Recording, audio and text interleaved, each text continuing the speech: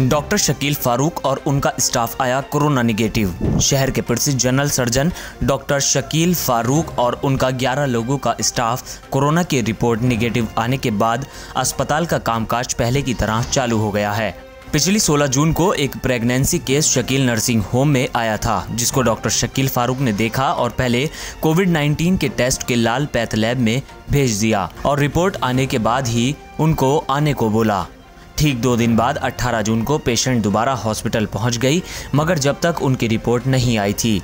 इससे पहले डॉक्टर शकील फारूक उनको देखते उससे पहले ही मरीज की रिपोर्ट सरकारी अस्पताल में आ गई और मरीज की रिपोर्ट पॉजिटिव आई, जिसके बाद हड़कंप मच गया। आनन फानन में मरीज के पति को कॉल और पूछा, आपकी वाइफ कहाँ है? मरीज के पति ने बताया, हम शकील नर्सिंग होम में आए हैं। तुरंत सरकारी तंत्र एम्बुलेंस लेकर शकील नर्सिंग होम पहुंचा और मरीज को TMU भेज दिया गया क्वारंटाइन के लिए और उसके बाद पूरे अस्पताल के स्टाफ और डॉक्टर शकील फारूक के सैंपल लिए गए, जिसको लखनऊ भेज दिया गया और पूरे हॉस्पिटल को सैनिटाइज कराकर 14 दिन के लिए डॉक्टर शकील फारूक और उनके 11 लोगों के स्टाफ को क्वारंटाइन कर दिया गया।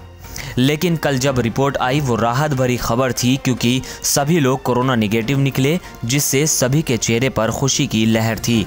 कल से शकील नर्सिंग होम दोबारा से चालू हो गया, मरीजों का आना जाना शुरू हो गया है। डॉक्टर शकील फारूक ने ACN न्यूज़ को बताया कि हमने सरकारी गाइडलाइन का पूरा पालन करा है और हम ऑपरेशन करने से पहले ही सबकी कोविड-19 की जाँच कराते हैं, उसके बाद ही ऑपरेशन करते हैं। जुनैद सिद्दीकी और इमरान खान के साथ शबाब आलम, ACN न्यूज़, अमरोहा। 16 जून को मेरे अर्शी नाम की एक पेशेंट आई थी जो प्रेग्नेंट थी।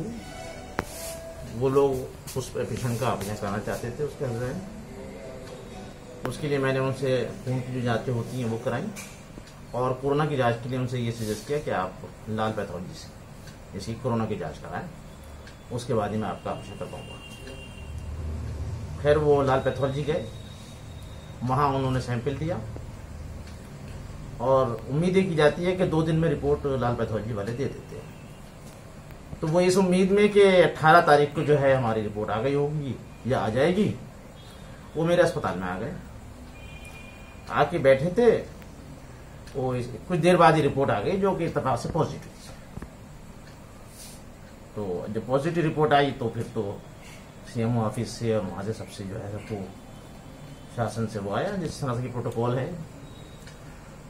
वहाँ से एम्बुलेंस आई उस पेशेंट को ले जाने के लिए और पेशेंट जो है वो TMU में भर्ती हुआ है। मेरा और मेरे स्टाफ का सबका सैंपल लिया गया कोरोना की जांच के लिए और अस्पताल को सैनिटाइज किया गया और मुझसे मना किया गया कि आप जो है क्वारंटाइन में आपको भेज नहीं दे, इसलिए हमने अपना अस्पताल बंद कर दिया। 18 को सबकी रिपोर्ट चली गई। आज जाकर वो उसकी रिपोर्ट सबकी वहाँ से लखनऊ से आई है और ऊपर वाले का शुक्र है, बहुत शुक्र है कि वो हम सबकी रिपोर्ट निगेटिव है। अब वो पता लगा है कि वो मरीज का वहाँ पर उसको डिलीवरी भी हो गई है तीर्थंकर में और इस तरह से कुल मिला के अब मैं कल से इलाज करने के लिए मरीजों का फिर। तो डॉक्टर साहब ये बताइए कि जो आपकी रिपोर्ट्स आई हैं स्टाफ की और आपकी, तो आपने इसकी सूचना मतलब वहाँ पर दी है कि आपने परमिशन मांगी है कि हम अस्पताल अपना चलाना चाहते हैं दोबारा से और हम सब लोग ठीक हैं? वो तो वहीं से ही आती है रिपोर्ट, CM ऑफिस से ही रिपोर्ट आती है कि आपकी जो है रिपोर्ट ये निगेटिव या पॉजिटिव, क्योंकि वो हम लोग पास डायरेक्ट नहीं आती, वो CM ऑफिस से हम लोग पास आती है। ऐसा नहीं है कि लखनऊ से मेरे पास आएगी। तो अब जैसे अस्पताल चालू करने के लिए आपको किसी परमिशन की जरूरत तो नहीं है? ऐसा तो कुछ नहीं है। कुछ नहीं, वो तो जब तो नेगेटिव आपके 11 गाइडलाइन है सरकार की, वो यही है कि जब तक रिपोर्ट ना जाए आप क्वारंटाइन में रहेंगे, आप जो है कोई मरीज नहीं देखेंगे। अब ये बताइए कि ऑपरेशन से पहले किन किन बातों का ध्यान रखा जाता है और ये जांच होती है कोविड-19 की, आप हर मरीज की जांच कराते हैं कोविड-19 की? किसी भी मरीज के ऑपरेशन से पहले एक तो हम लोग ब्लड की जांच कराते हैं। अगर 40 साल से ऊपर का मरीज है तो उसका एक्सरे, चेस्ट और ECG भी कराते हैं।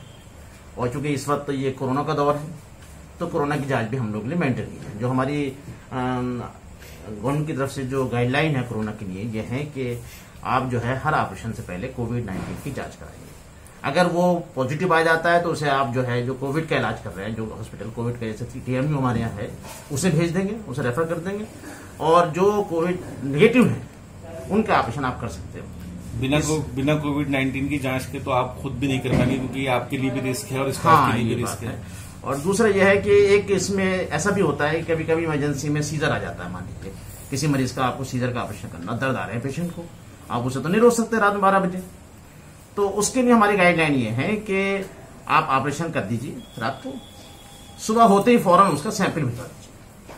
अब मान लीजिए सैंपल तो 2 दिन बाद आएगा, 3 दिन बाद रिपोर्ट आएगी, तब तक आप उससे संभाल के जो भी प्रिकॉशन ली जाती है कि हम PPE किट पहन के ऑपरेशन करते हैं, सैनिटाइजेशन पर हम ध्यान रखते हैं, हमारा स्टाफ पूरा ध्यान रखता है इस बात का कि कोई इन्फेक्शन ना हो। हर पेशेंट को ये मान के चला जाएगा कि वो कोविड पॉजिटिव है ऑपरेशन का। कोई भी अब मान लीजिए उसकी रिपोर्ट पॉजिटिव आई तो ये है कि आप उसको फिर हॉस्पिटल भिजवा देंगे, चाहे उसे आपके यहाँ 3 दिन हो गए। और अगर निगेटिव आती है तो उसका इलाज चलता रहेगा।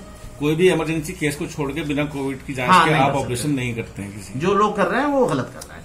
और एसोसिएशन जो नर्सिंग एसोसिएशन है अमरोहा की, उसका मैं अध्यक्ष भी हूँ। ये हमारी लखनऊ से है, स्टेट की वो है पूरी, उसकी ब्रांच जो अमरोहा है उसका मैं अध्यक्ष हूँ। तो उसकी तरफ से भी और उस पर से भी कहना चाहूंगा कि हम लोग सर्जन जो हैं सबसे ज्यादा रिस्क में हैं, क्योंकि सबसे ज्यादा जो पेशेंट के कांटेक्ट में रहते हैं हम लोग ऑपरेशन के दौरान रहते हैं जी। आप जैसे ओपीडी मान लीजिए आए तो 2-3 मिनट की बात है, लेकिन वहां तो आधा घंटा 1 घंटा मैं मरीज के आपस में हूं कांटेक्ट में, तो इन्फेक्ट होने के चांसेस ज्यादा है, बहुत ज्यादा है। तो ये हम सबकी जिम्मेदारी बनती है कि बगैर कोविड-19 की जांच कराए कोई ऑपरेशन ना करें।